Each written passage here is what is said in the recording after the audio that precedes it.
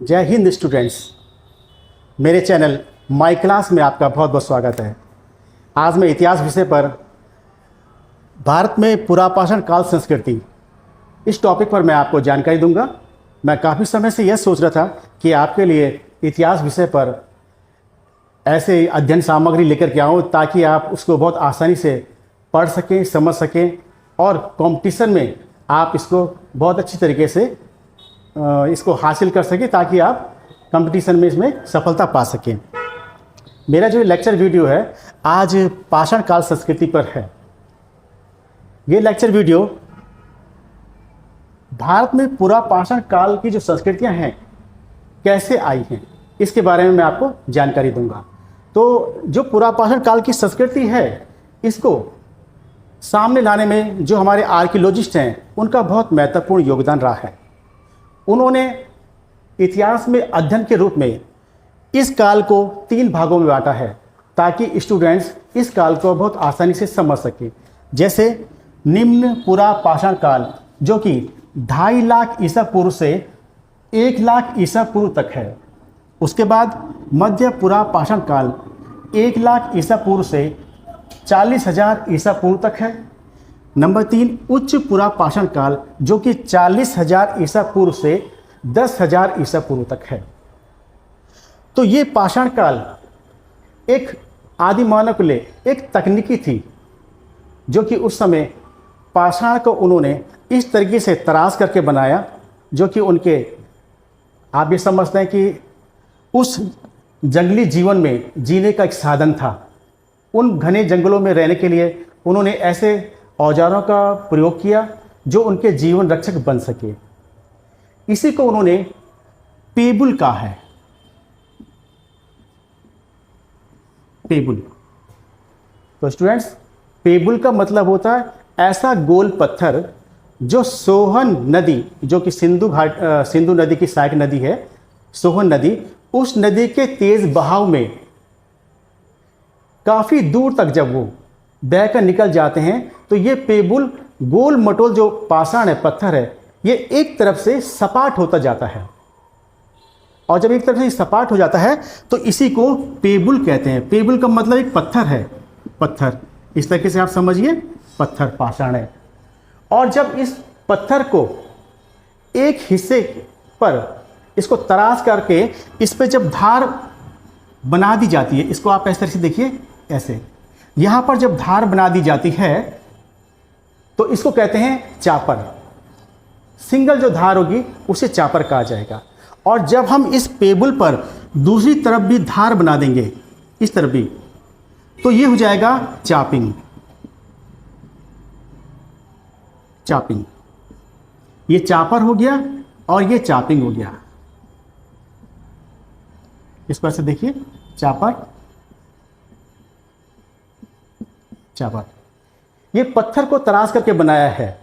आप जानते हैं कि इस समय मनुष्य का जीवन इन्हीं घने जंगलों में बीता है और इन घने जंगलों में जंगली जानवरों से रक्षा के लिए उन्हें उपकरण की जरूरत थी, टूल्स की जरूरत थी, औजारों की जरूरत थी। तो पत्थर ही उनके एक सहारा था। आपको मैं ये बता दूं कि इस समय मनुष्य ने प्रकृति के साथ एक बहुत बड़ा संघर्ष किया है और इस संघर्ष में उन्होंने अपने जीवन को भी बचाया है। तो अब हम बात करते हैं इस पाषाण काल में मनुष्य ने किन किन स्थानों पर अपना जीवन बसर किया है और कहां पर इनकी बस्तियां थी। अब सबसे पहले आप यहां देखिए, सोहन नदी। सोहन नदी जो कि सिंधु जो नदी है उसकी सहायक नदी थी। सबसे पहले हमको इसी क्षेत्र पर इसकी बस्तियां मिलती हैं पुरापाषाण काल की, जो कि आपने देखा है निम्न पूर्व पाषाण काल, मध्य पूर्व पाषाण काल और उच्च पूर्व पाषाण काल, इन तीनों भागों में बांटा गया है। तो सबसे पहले सोहन नदी के आसपास इनकी बस्तियां देखी गई है, इसीलिए इसको सोहन संस्कृति कहा जाता है। सोहन संस्कृति।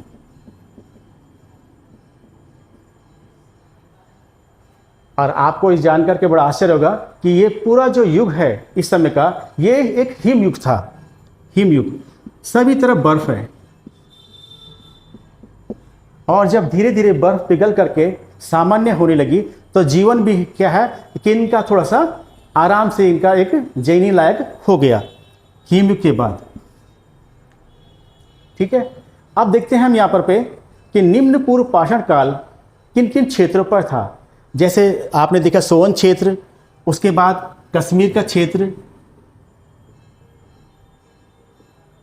कश्मीर का क्षेत्र, फिर आप यहाँ देखेंगे जो नर्मदा नदी है वहाँ का क्षेत्र, उत्तर प्रदेश में आप देखेंगे बेलन घाटी,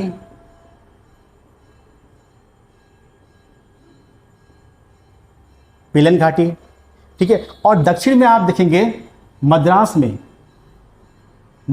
तमिलनाडु वाले क्षेत्र में। तो यहाँ पर जो है एक नया ही उपकरण इन्होंने तैयार किया है जिसे कहा गया है हैंड एक्स। हैंड एक्स, इसको ऐसे देखेंगे, हैंड एक्स का मतलब होता है हाथ की कुल्हाड़ी। इसे आप देखेंगे हाथ की कुल्हाड़ी।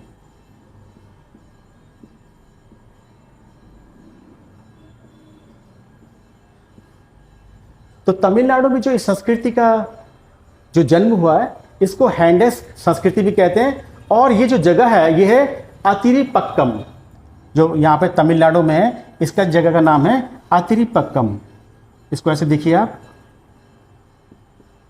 अतिरिपक्कम।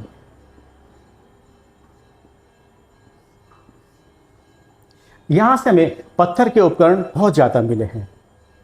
उसके बाद हम यहाँ देखते हैं गुजरात में पूरा पाषाण काल की संस्कृति के हमको अवशेष मिलते हैं जो कि पत्थर के उपकरण हैं। इसमें है क्रोड, फ्लैग और ब्लेड और कुछ स्क्रैपर। तो ब्लेड उनको कहा जाता है, ब्लेड ऐसे जो चट्टानों से बहुत ही पतले रूप में बनाए जाते हैं। इस जो आप देख रहे हैं ये पेबुल है, इस पेबुल से इन चट्टानों को तोड़ करके ब्लेड तैयार की जाती है बहुत ही पतले छिलके में, और फिर इन पर या तो हड्डी या फिर लकड़ी का हत्था लगा करके इनको औजार बनाया जाता है। ये उपकरण हो जाते हैं, ये टूल्स हो जाते हैं। तो इस समय पाषाण काल के मनुष्य ने इन औजारों को अपने साथ एक साधन के रूप में लिया है। यही उनके जीवन रक्षक थे। और आप ये भी कह सकते हो कि ये जो पत्थर के उपकरण हैं, जो औजार हैं, ये उनकी एक टेक्नोलॉजी है जिसे आप तकनीकी कहेंगे, तकनीकी। ठीक है, क्लियर हो रहा है? ये तकनीकी जो है यही उनका एक सहारा है। अब अगर हम बात करें थोड़ा सा उत्तराखंड प्रदेश की, तो उत्तराखंड प्रदेश में भी कुछ ऐसे क्षेत्र हैं जहां पर हमें पूरा पाषाण काल की संस्कृति के बारे में यहाँ जानकारी मिलती है। जैसे अगर हम यहाँ पर देखेंगे चमोली जनपद, उत्तराखंड का चमोली जनपद है, और वहीं से लगभग 8 या 10 किलोमीटर, लगभग 8 किलोमीटर है, एक डुंगरी गांव है। डुंगरी गांव है। इस डुंगरी गांव में गुफाएं मिली हैं।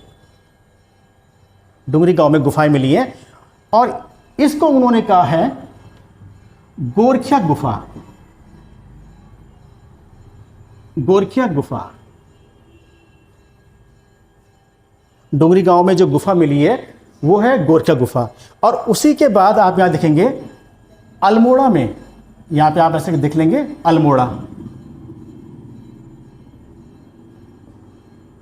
अल्मोड़ा, अल्मोड़ा में भी एक गुफा मिली है जिसको नाम दिया गया है स्थानीय लोगों ने लखू उडियार।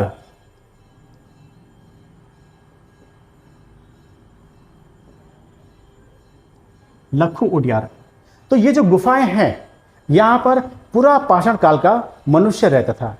अब एक महत्वपूर्ण जानकारी आपको यहां पे ये दी जाएगी कि ये मध्य प्रदेश है, और मध्य प्रदेश में आप देखेंगे एक जगह है भोपाल से कुछ किलोमीटर आगे भीमबेटका। भीमबेटका, जो ये भीमबेटका है यहां पर गुफाएं पाई गई हैं, और इन गुफाओं में चित्रकारी की गई है आदि मानव के द्वारा, पाषाण काल के मानव के द्वारा। तो बहुत आश्चर्य की बात यह है कि इस गुफा के भीतर जो है कहीं भी रोशनी जाने का कोई साधन ही नहीं है। उसके बावजूद भी यहाँ पर बहुत ही अच्छे चित्र उकेरे गए हैं। जैसे आप देखते हैं कि पेचकस होता है, पेचकस, उसी तरीके से इन्होंने पत्थर को बड़ा नुकीला बनाया था। स्क्रेबर, इसे उन्होंने कहा है आर्कियोलॉजी की भाषा में, पेचकस की तरह जो एक होता है पत्थर का उपकरण, उसको कहा जाता है स्क्रेपर।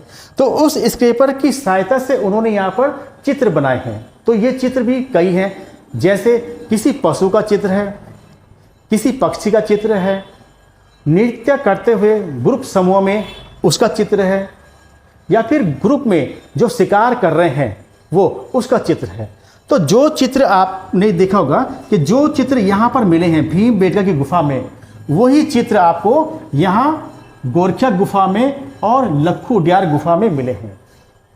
तो इससे ये लगता है कि पुरापाषाण काल में जहाँ सोहन संस्कृति सोहन घाटी में, बेलन घाटी में, नर्मदा घाटी में यहाँ पर चल रही थी, तो कहीं ना कहीं उत्तराखंड के चमोली और अल्मोड़ा इन क्षेत्रों में भी इस सभ्यता के कहीं पर, इस संस्कृति के कहीं पर जन्म के हमें साक्ष्य मिलते हैं।